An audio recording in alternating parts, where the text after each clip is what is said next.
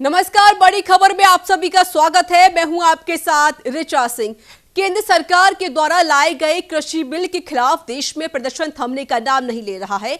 दिल्ली, हरियाणा और पंजाब समेत देश के कई इलाकों में खेती से जुड़े बिलों का विरोध किया जा रहा है। प्रदर्शनकारियों ने आज दिल्ली में इंडिया गेट के पास एक ट्रैक्टर जला दिया। पंजाब यूथ कांग्रेस के कार्यकर्ता ने एक ट्रैक्टर ट्रक में रखकर ट्रैक्टर को लाया और फिर नीचे उतारकर उसमें आग लगा दी। उधर पंजाब के मुख्यमंत्री कैप्टन अमरिंदर सिंह भी शहीद भगत सिंह नगर में धरने पर बैठेंगे। उनका कहना है कि किसानों के हित को देखते हुए अपने राज्य के कानून में संशोधन समेत सभी विकल्पों पर विचार किया जा रहा है। तो कर्नाटक में भी किसानों ने आज राज्य बंद का ऐलान कर दिया है। इसे देखते हुए कलबुर्गी में पुलिस तैनात कर दी गई है। आपको बता दें कि तीनों कृषि विधेयकों को राष्ट्रपति रामनाथ कोविंद की मंजूरी मिल गई है, यानी ये बिल अब कानून बन चुके हैं। हालांकि इस बीच भी देश के अलग अलग हिस्सों में प्रदर्शन हो रहा है।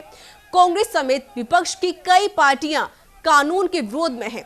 विपक्षी दलों ने राष्ट्रपति से मिलकर इस बिल पर साइन न करने की अपील की थी, लेकिन ऐसा नहीं हुआ। तो कृषि बिल को लेकर पूरे भारत में प्रदर्शन देखने को मिल रहा है। किसान लगातार प्रदर्शन कर रहे हैं और वही विपक्ष पार्टी कांग्रेस भी इस बिल का लगातार विरोध करती हुई नजर आ रही है। तो वहीं पर आज दिल्ली में राजपथ पर किसानों ने ट्रक में ट्रैक्टर को लेकर आए और फिर उसमें आग लगा दी। लेकिन अब बता दें आपको कि जो किसान बिल है अब वो कानून बन चुका है, क्योंकि राष्ट्रपति रामनाथ कोविंद ने उस पर साइन कर दिए हैं। लेकिन फिर भी जो विपक्ष पार्टियां हैं वो लगातार इसका विरोध कर रही हैं। अगर आत्मनिर्भर भारत की नींव किसान है तो किसानों के साथ इतना बड़ा धोखा क्यों? ये बिल किस लिए लाया गया? प्रधानमंत्री जी लगातार देश के किसानों के साथ धोखा कर रहे हैं, साजिश कर रहे हैं, उनके जमीनों को हड़पने की तैयारी कर रहे हैं। निजी जो कंपनी है, जो पूंजीपति है, उनके हाथों में सौंपने की तैयारी कर रहे हैं।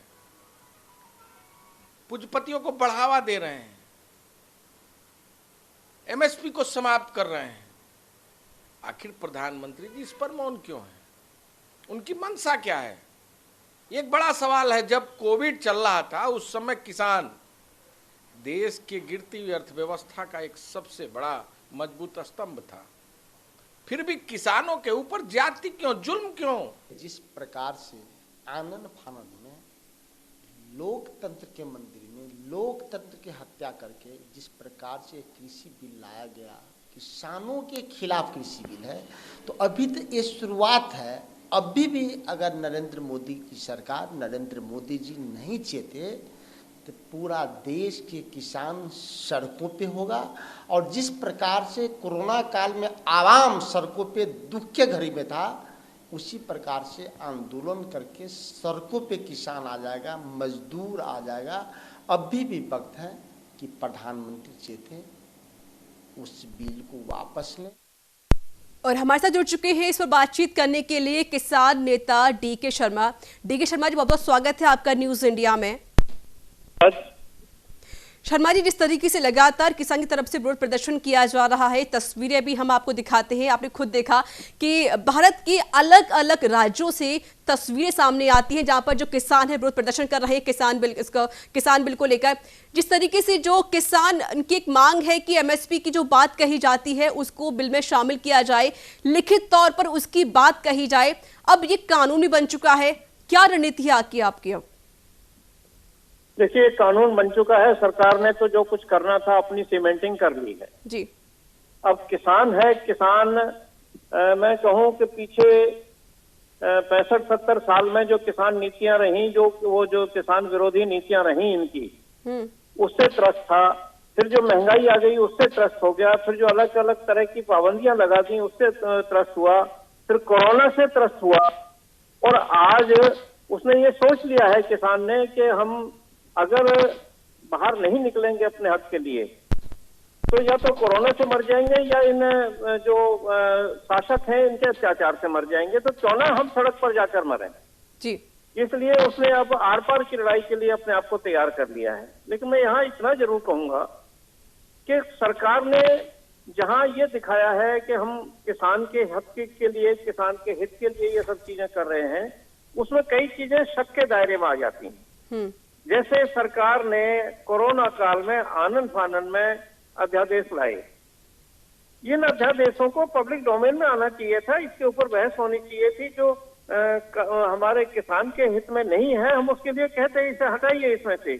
सरकार मानती नहीं मानती अलग बात हो जाती, लेकिन हमें हक में था कि अपनी बात को रखने का। उसके बाद में ये कानून बना दिया। अब कानून बनाने के बाद में भी इसमें बहुत सारी इस तरह की भ्रांतियां हैं। जैसे अभी मैं सुन रहा था कि एमएसपी खत्म किया जा रहा है। मैं अपने मित्र को बताऊं, एमएसपी खत्म नहीं किया जा रहा, लेकिन एमएसपी को केवल ये दिखावा किया जा रहा है कि किसान के लिए एमएसपी लागू है जी। बाकी जो कॉर्पोरेट हाउसेज हैं जिनकी, लेकिन शर्मा जी, प्रधानमंत्री मोदी ने खुद आकर कहा था, खुद उन्होंने वीडियो कॉन्फ्रेंस के माध्यम से कहा था कि जो एमएसपी है वो बरकरार रहेगी। मैडम वही बात मैं बताना चाह रहा हूं कि एमएसपी तो बरकरार रहेगी जी, लेकिन दिक्कत कहाँ आ रही है? उसका कोई इम्पैक्ट नहीं हो रहा। दिक्कत यह आ रही है कि जब इन्होंने भंडारण की सीमा खत्म कर दी, तो जितने भी कॉर्पोरेट हाउसेज हैं, बड़े बड़े उद्योगपति हैं, वो अपन जहां जिनका उद्योग डूब रहा है, जिन्हें लेबर नहीं मिल रही है, कोरोना से परेशान हो रहे हैं या उनका उत्पादन नहीं हो रहा है, वो किसान का जो उत्पादन हो रहा है इससे अपना व्यापार करेंगे। केवल एक ही वर्ग है जिसमें लगातार जो है ना अपना उत्पादन रहा है। उसने किसान ने कभी अपना काम नहीं बंद किया। आपकी फैक्ट्री बंद होगी, आपके हवाई अड्डे बंद हो गए, आपके मंदिर बंद हो गए, मस्जिदें बंद हो गई, अस्पतालों के और किसान की धरती के सिवा कुछ नहीं चल रहा था। उसमें जो पैदावार हुई है उसको अब ये जो व्यवसायी है ये इस्तेमाल करना चाहते हैं। किसान मजदूरी करेगा और ये लोग अपना उसमें व्यापार करेंगे, क्योंकि वो लोग किसान को हो सकता है एक दो फसल में ज्यादा पैसा देते हैं एमएसपी से भी। उसके बाद में जो दूसरा वर्ग है, जो आड़ती वर्ग, वो खत्म हो जाएगा, तो अब इनके हाथ में रह जाएगी। अब वहां पर एक दिक्कत क्या आएगी, एक तो पैसे की गारंटी किसकी है? कागज में पैसा तो नीरव मोदी ने और माल्या ने भी दिया था, उसकी गारंटी थी, लेकिन वो कहाँ गया पैसा? यानी कि आप जो गारंटी वाली बात कर रहे हैं वो लिखित तौर पर बात कर रहे हैं आप। आपसे कोई आखिरी सवाल रहेगा मेरा, डीके शर्मा जी, जिस तरीके से जो लगातार किसान विरोध प्रदर्शन कर रहे हैं और ये सब दुनिया देख भी रही है, पूरी जनता देख रही है, पूरा भारत देख रहा है किस तरीके से लगातार किसान बिल को लेकर विरोध प्रदर्शन किया जा रहा है। ये बिल भी बन चुका है, सरकार ने कानून बिल्कुल पारित कर दिया है, कानून बन चुका है।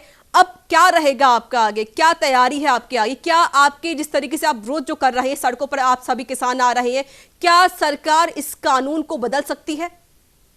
देखिए, सरकार से हमारा विरोध रहेगा। सरकार कानून नहीं बदलेगी तो सरकार ही बदल जाएगी। हमारे भारत में अगर कोई एक वर्ग ऐसा है जो सरकार को बदलता है तो वो है किसान और मजदूर।